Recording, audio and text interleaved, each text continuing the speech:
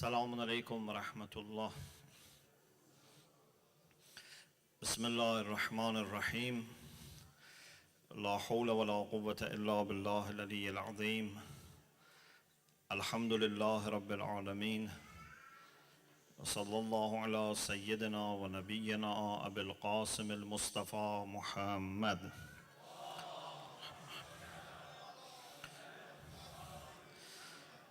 وآله الطيبين الطاهرين، لا سيما بقية الله في الأرضين، أجل الله تعالى فرجه الشريف. السلام على الحسين وعلى علي بن الحسين وعلى أولاد الحسين وعلى أصحاب الحسين ورحمة الله وبركاته. In the previous nights, we talked about the necessity of choosing proper means and manners. Every practical step needs to be carefully made. We said for this we need knowledge. Last night I mentioned some hadith from Prophet Muhammad sallallahu alaihi wasallam and Ahlul Bayt alayhimus salam about necessity and indeed obligation of seeking knowledge. How great is to be included among seekers of knowledge, and how blameworthy are those who fail to spend some time and learning about their religion, about their moral and legal duties, and about their aqidah. When it comes to understanding our religion,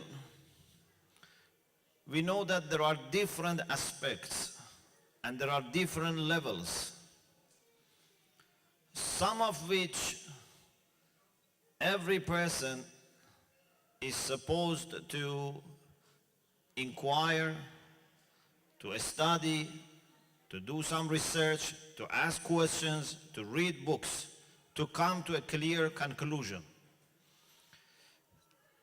If you ask any scholar, if you open any risala, you find that when it comes to your aqidah, you have to have your own sound and decisive reasoning.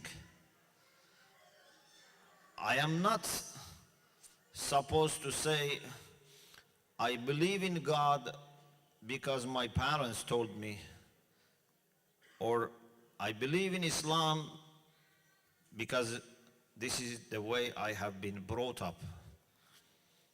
We have to be able to back up our faith with reasoning.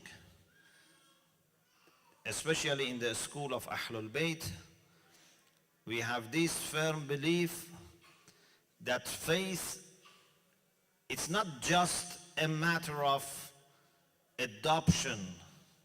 It's not just you adopt your faith. It's a matter of understanding and submission.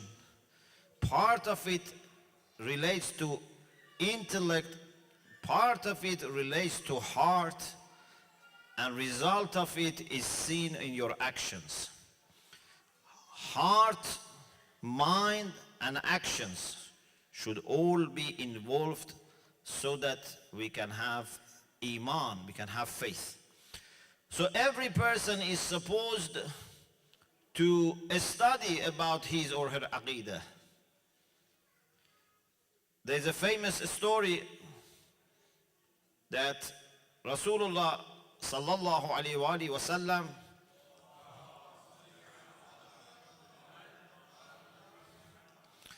with some of his companions, met an old lady who was working with a kind of like sewing machine or a kind of machine to make threads. Rasulullah asked her, how did you come to know your Lord?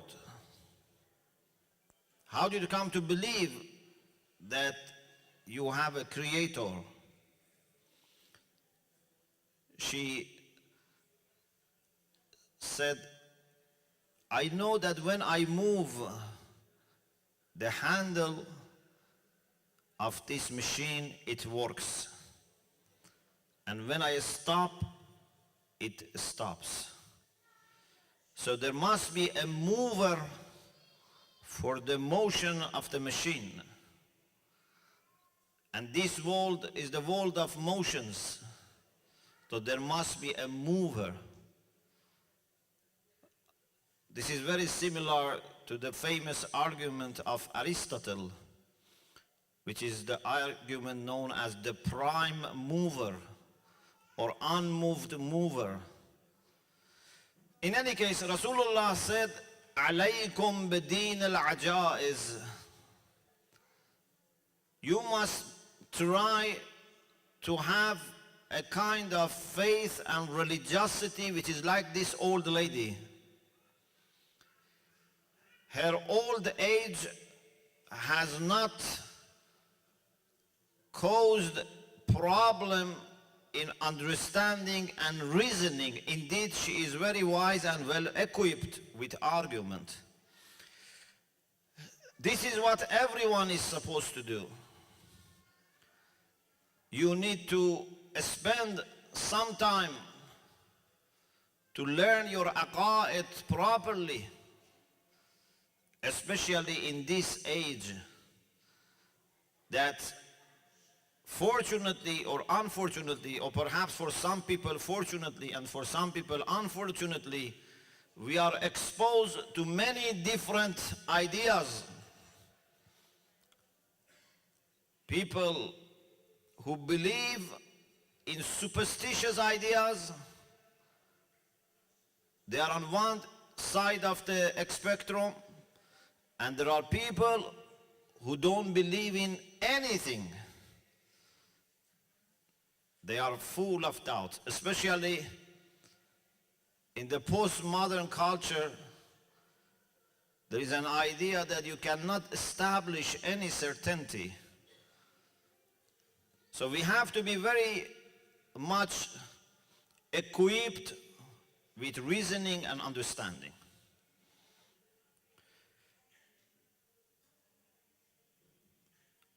There is a story which is interesting about the late Allama Tabatabai rahmatullah alayh. And our age now compared to that is even much more problematic. When Allama Tabatabai, in the time of Grand Ayatollah Burujerdi, used to teach, among other subjects, philosophy. As you know, he was a great mujtahid in fiqh and usulul fiqh. He had great teachers. He was a classmate of Ayatollah Khoui. He has hashiyah, margins, footnotes on Kifayatul Usul. So he's a very well established faqih. But in Qom, he focused more on what he thought was missing, and that was tafsir and philosophy and irfan. He used to have general and public lessons on philosophy. He had also some private classes on philosophy. So some people were not happy that philosophy is being taught. As you know, in the Shia tradition, philosophy is very well respected. And sometimes biographers when they don't know whether one scholar was a Shia or not, one evidence that they use to verify that person was a Shia is to see whether he had interest in philosophy or not. To have interest in philosophy was making the chance of being a Shia more. So in general, there is interest in philosophy, but sometimes in some places and in some minds, there were reservations about philosophy. So Ayatollah Burujerdi, rahmatullah alayh, sent a message to Allama Tabatabai that I myself have studied philosophy.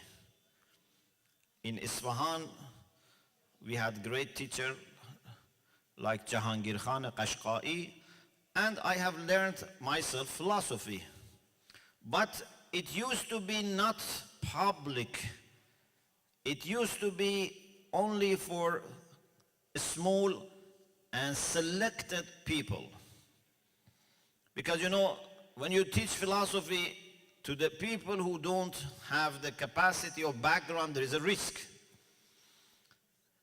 Ibn Sina used to say, if you teach philosophy to someone who is not qualified, you betray philosophy. And if you teach philosophy, don't teach philosophy to someone who is qualified, you betray that person, because you deprive him of something which is useful. So Ayatollah Burujerdi said, we learned philosophy, but with very carefully selected people. So you now teach philosophy in public, and some people may misunderstand. Allama Tabatabai gave a very good response. First of all, he explained his understanding. He said, there is a difference between our age and when you were a student. Now, attacks on religion, attacks on Islam, objections caused by Marxists and atheists in general are everywhere. It's not that people only through our studies come to know about these things. These are already spread. Many minds are already affected. So we have to train people in public. But since you are marja, you are in charge now, although he himself was a mujtahid, but said, since you are in charge, if you ask me to stop, I will stop. Look at the manner that this great alim exercises when a marja asks him something. And this is a summary of what we have to do with authorities. We should have communication, we should be honest, but we leave the decision to the authority. And Ayatollah Burujerdi said, no, you carry on. So, this shows that in the time of Ayatollah Burujerdi, when he was a student, about maybe 100 years ago by now or more, people needed to study philosophy, but not everyone, not in public, not with great focus. In the time of Allama it changed, and now today it's much, much more even different from the time of Allama Tabatabai. We are surrounded with lots of questions. Questions about our belief in God. questions about our belief in Islam, questions about the school of Ahlul Bayt, many, many questions. Alhamdulillah, we are confident that we have answers for these questions. So we don't advise people, don't listen, don't study, close your ears and just carry on. No. We say you have to study, you have to find answer, because answer is there. We don't have any worry. Our worry is not about people reading and studying. Our worry is about people not bothering about these questions, and little by little these questions penetrate and cause doubt and uncertainty and confusion. Then your whole building of faith collapses. But you have to study, you have to find answer. So when it comes to your aqidah, every person should study aqaid properly. And not just once. Every 2-3 years, you have to review, go to more advanced levels. Always be up to date. But you can ask scholars to recommend you reading lists, recommend you courses, not that you start where you are supposed to end, or you end where you are supposed to start. Everything has its own time and its own order. But when it comes to practical issues, when it comes especially to halal and haram, we have two levels. One level is to learn through taqleed.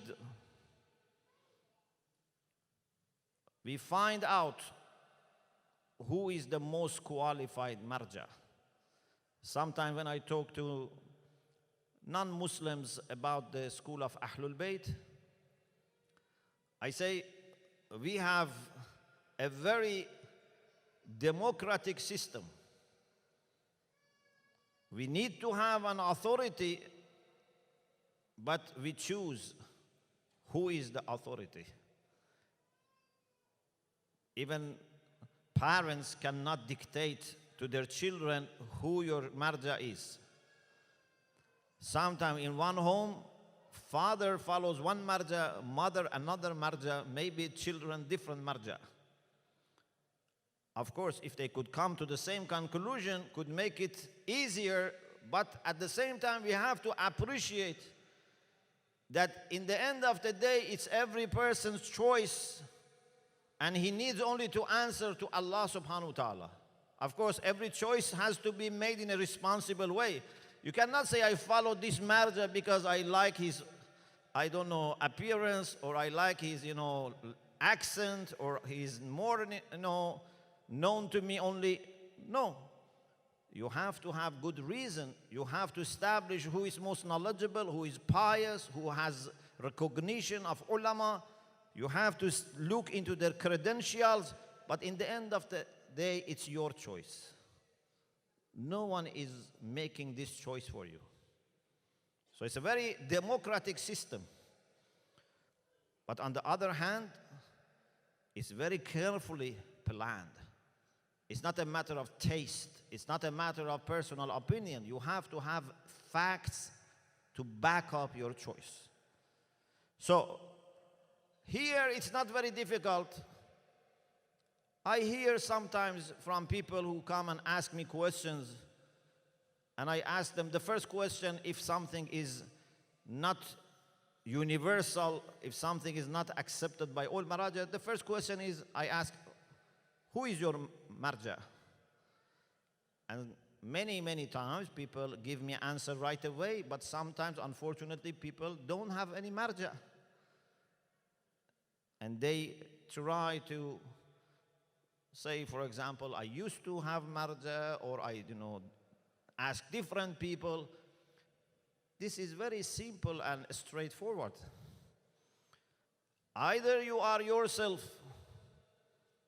a marja or a mujtahid at least, or when it comes to this issue, then you have to take what is accepted by all. Maybe you find rarely someone says that you can choose. You can select and choose in every mas'ala. But since this mas'ala itself is a mas'ala that you need to establish what is right, you cannot take risk here. You have to go for the most convincing and the most precocious choice. And that is, you have to establish one person as your marja. So it doesn't take that much time. It just needs, few inquiries, few phone calls, few meetings. Ask ulama, read materials which are available, establish your marja. If there is mistake, either in selecting who is the most qualified, but you have done your best, you have inquired, you are forgiven. But if you don't inquire and remain in doubt, then you don't have excuse. Or if there is a mistake in marja's side, that he made mistake in understanding what is the real ruling of Allah, again, you are excused. So what is better than this, and what is more comforting than this, that we spend few hours and inquire, and then for end of our life, may Allah give long life to our maraja, maybe we don't need to change, but spend few hours, clear your mind, and choose the marja and follow him. Then it's a matter of learning masail. Alhamdulillah, today books are available, hard copies, soft copies, lots of lessons are on internet. No one has an excuse today to say, I didn't know. Continuing my study of some hadith last night, I want to mention some more hadith from Ahlul Bayt alayhimus salam to see that this has been a very established practice from the time of Imams to refer to ulama and to ask them for practical guidance. This is not something new. Last night I mentioned for you two hadiths from Imam Raza alayhi salam. One was about Zakaria ibn Adam al-Qummi. One was about Yunus ibn Abdul Rahman. When people ask Imam alayhi salam that we are not able to come and easily meet you and ask for questions, and Imam referred them to some people who were familiar with their teachings and were reliable in their taqwa. Although Imam is alive, and it was not absolutely impossible, it was difficult, not impossible to meet Imams. He is alive, he is available, but it's difficult. Imam says, refer to these people. What about our age, that we have no access to Imams? Certainly we have all the support to refer to reliable scholars. There is a hadith that Ahmad ibn Ishaq, he says, I asked Imam alayhi salam, to whom I should refer? Man u'amil wa amman akhudh wa qawla man aqbal. From whom I should take? They knew that they cannot take from everyone. They need to take from people who are qualified, people who are reliable. Qawla man aqbal. Whose opinion, whose view I have to accept? Imam alayhi salam said, Al-Amri thiqati. Amri was a scholar at that time, a narrator of hadith, a ravi. Imam said, he is thiqati. He is someone that I trust. فَمَا أَدَّى إِلَيْكَ فَعَنِّي يُؤَدِّي. Whatever he tells you on my behalf, it is really from me. وَمَا قَالَ لَكَ فَعَنِّي يَقُولُ. And whatever he tells you, it's from me. فَاسْتَمِعْ. Listen to him. فَإِنَّهُ الثِّقَةُ الْمَأْمُونُ. And then he asked later Imam Hadi alayhi salam about this. And Imam also said the same thing. Al-Amri vabnuhu thiqatan. Amri and his son are two reliable people. فَمَا أَدَّيَا إِلَيْكَ فَعَنِّي يُؤَدِّيَانِ. Whatever these two, father and son, tell you, it's from us. وَمَا قَالَ لَكَ فَعَنِّي يَقُولَانِ فَاسْمَعْ لَهُمَا وَأَطِعْهُمَا. Listen to them, obey them. فَإِنَّهُمَا الثِّقَتَانِ الْمَأْمُونَانِ. There is a story from the time of Imam Sadiq alayhi salam. I am, in a sense, happy that I am sharing with you these important hadiths, but on the other hand, I am sad that after so many centuries, still we need to talk about the necessity of taqlid.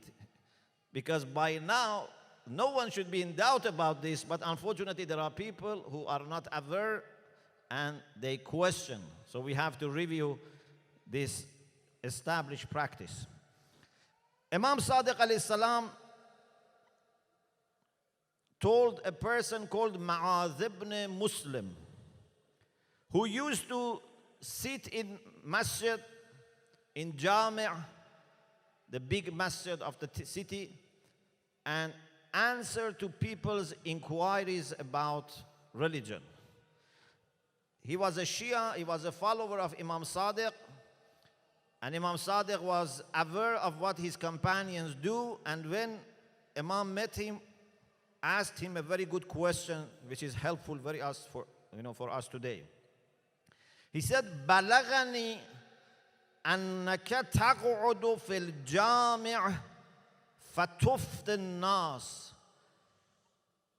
I have received this news that you sit in masjid, the large masjid, and tufti, you give fatwa to people. Qultu na'am. He said, I told Imam, yes. Actually, before leaving Medina and going back to my city, I wanted to ask you about this. وَأَرَدْتُ أَنْ أَسْأَلَكَ عَنْ ذَلِكَ قَبْلَ أَنْ أَخْرُجْ.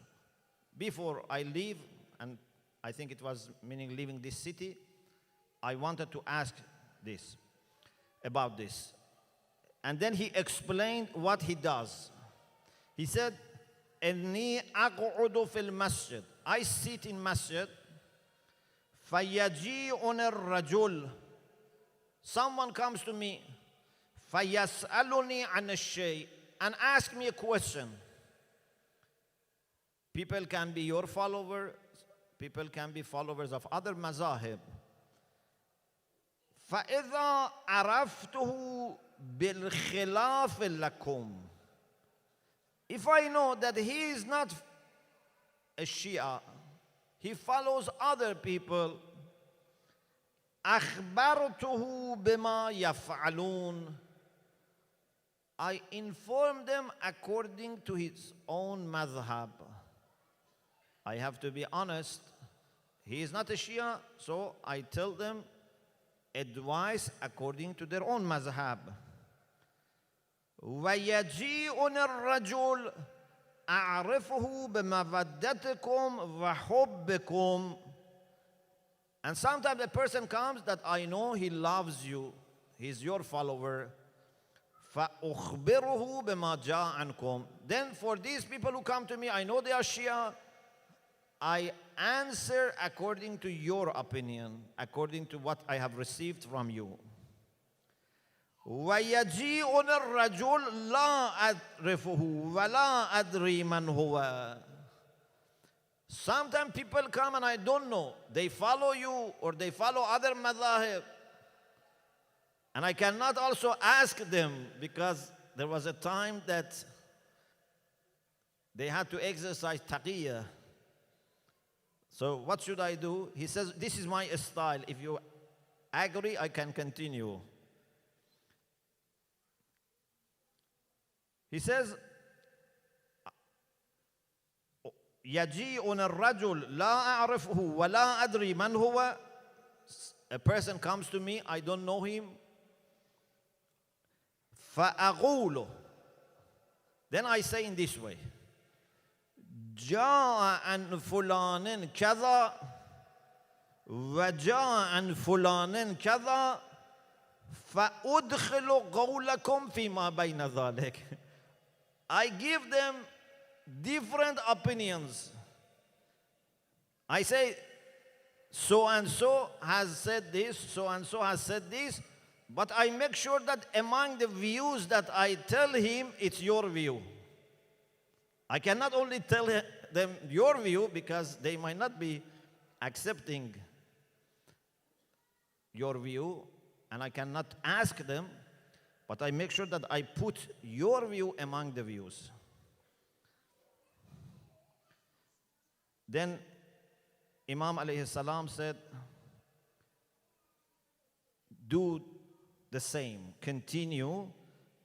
فَإِنِّي كَذَا أَسْنَا. I myself also do the same. So Imam verified his methodology in answering questions. We have also the case of Aban ibn Taghlib, that actually Imam himself told him to go and give fatwa to people. So these are some samples. Of course, there are more which established in the Shia culture the practice of referring to ulama. Marja' is the one that we refer to. Ruju' means to return, to refer. So what we do is muraja'atul marja'. We call it taqleed, and maybe some people don't like to use taqleed, or maybe there are some, connotations for this term. Taqleed is not to imitate. Taqleed is not to follow someone blindly. Taqleed means muraja'ah, to refer to expert. You go to doctor when you are ill. You go to engineer when you want to get technical advice. You go to a legal expert when you have a case. We go to an expert in fiqh who on top of his expertise has taqwa, and we follow him. There is a hadith from Imam Hadi alayhi salam, and this hadith is especially interesting, and I think in this age we really need to observe this as well. Although technically for us, knowledge and taqwa are the most important thing, to be most knowledgeable and to be pious. But there are also other issues to observe. And one is experience. One is, as I said last night, to have a clear history behind the person. We have to be careful not to let people create for us maraja. Whether from our community, people who are not pious, and they think this is a kind of business, we promote this person because this is going, to, promote our position. Or people from outside may try in the future to interfere in this issue. It has to be based on knowledge, on taqwa, but also recognition of ulama, recognition of our hawzas. If it comes to any field, sometimes I say to people, for example, for doctors, please you tell me if you know any country in the world that lets people to prescribe just because they know medicine. If someone says, I know medicine, I have written books on medicine, so I can, have my, surgery and I prescribe. No. You have to have certificate.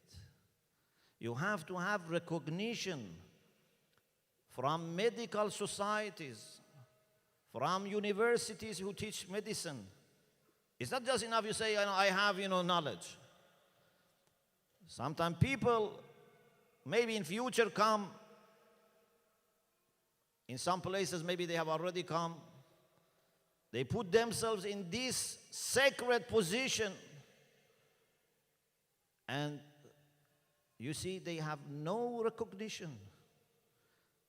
Or if they have recognition, are from the people who themselves need recognition. We cannot take risk here. We cannot let this sacred institution become a toy or a game.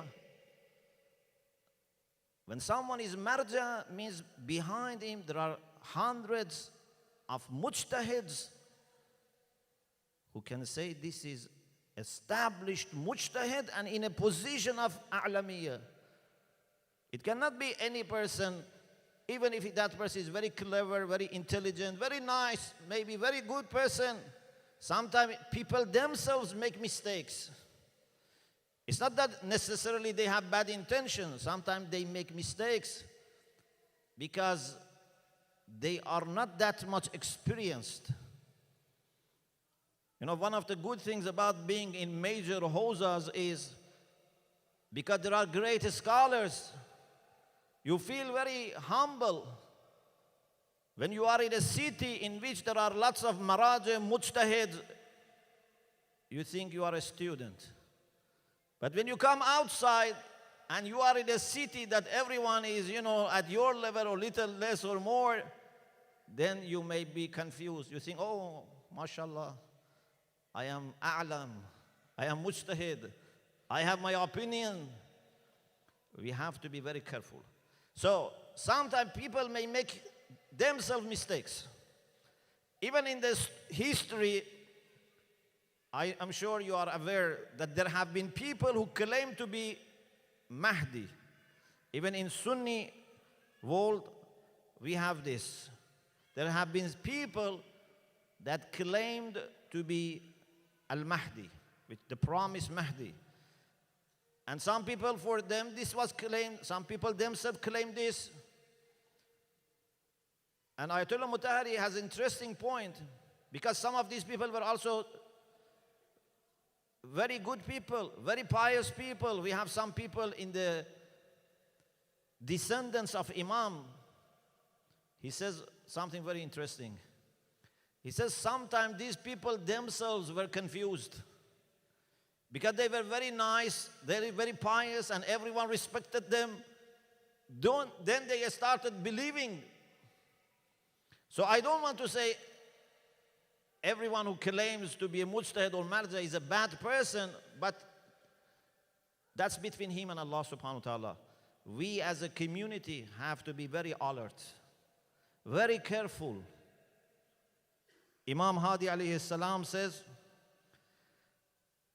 in your deen, in your religion, you have to be looking for ala kulli musannin fi hubbina wa kulli kathir al-qadam or qadam fi amrina. In addition to knowledge and taqwa, you should look for people who have some history. They are not young, they are not without experience. People that in their record you find decades of learning, teaching, serving Islam, going to lots of challenges, but always showing dedication to Islam, loyalty to Islam. This is our responsibility. Inshallah, we continue our discussion tomorrow with another important thing that we need to observe, and that is rationality and wisdom that we should have in choosing our manners and methods. Tonight, we remember a very important supporter of the cause of Imam Hussein alayhi salam. Someone that, despite his very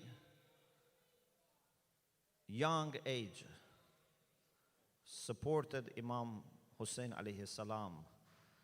And I think maybe it's not an exaggeration to say that this infant helped Imam Hussein more than any other person. Why? Because all who gave their lives on the day of Ashura, they tried to help people to understand. They tried people to get rid of confusion and misguidance, because people of that time, unfortunately, were so confused that they could not see the difference between Hussein and Yazid. This is fitna. This is a tragedy that people, not because they were all bribed or feared. Yes, some were bribed, some were feared, had fear, but some people were really confused. They thought Yazid is a legitimate Khalifa. They needed a big shock to wake up. And you see how after Ashura, there were many, many movements against Bani Umayyah, and finally they finished Umayyad dynasty. So there was a need for education, for informing people about true Islam. And I think martyrdom of Hazrat Ali Asghar played a great role in informing people about brutality of Yazid and his people, and Mazlumiyya of Abu Abdullah alayhi salam. When on the one side is grandson of the Prophet and a small group of men and women and children, and on the other side there are thousands of soldiers and horses and lots of weapons, and still they commit this cruelty. This leaves no doubt for anyone that this battle is nothing other than battle between humanity and those who lacked humanity, between true Islam and fake Islam.